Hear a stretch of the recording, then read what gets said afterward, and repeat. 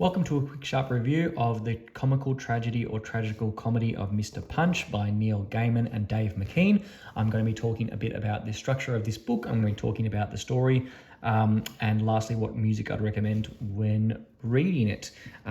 So Mr. Punch, as it's more commonly called, it's a Vertigo release from sometime in the 90s, I think, or early 2000s.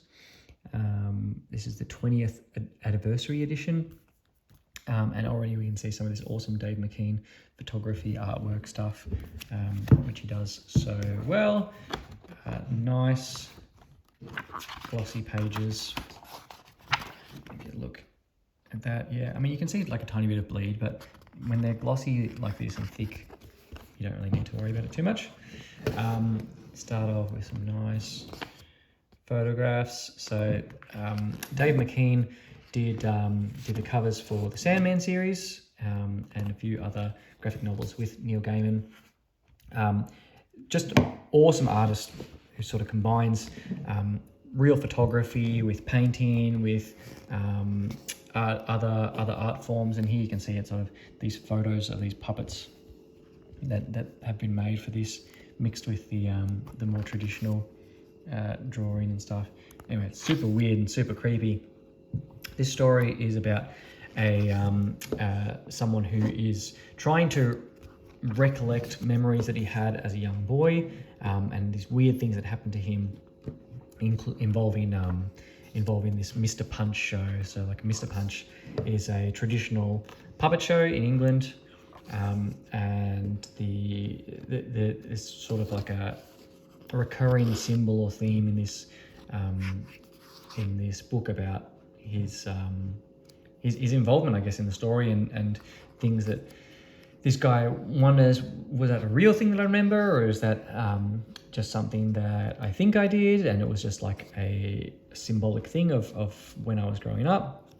Really fascinating read, and anyone who's sort of has memories of being with relatives or being in an unfamiliar place away from home, and then later in life trying to remember, was that a dream? Was that something that actually happened? I think can relate a lot to this. I actually had a fairly unique experience reading this because I read it a long time ago when I was fairly young. And so reading this again was almost like that feeling of remembering, oh, did I remember all this stuff, or did I just like, and then there were things like that I thought I remembered happening in this, but didn't actually happen. Anyway, very cool experience. I'd recommend this to anyone who wants something a bit different in a graphic novel, because the way that the art and the layout is all done is very, very atypical.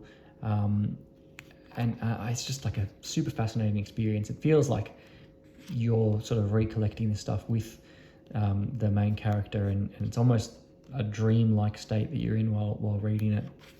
I would recommend listening to, there's like a moody instrumental mix playlist on Spotify that I listened to when I was reading this.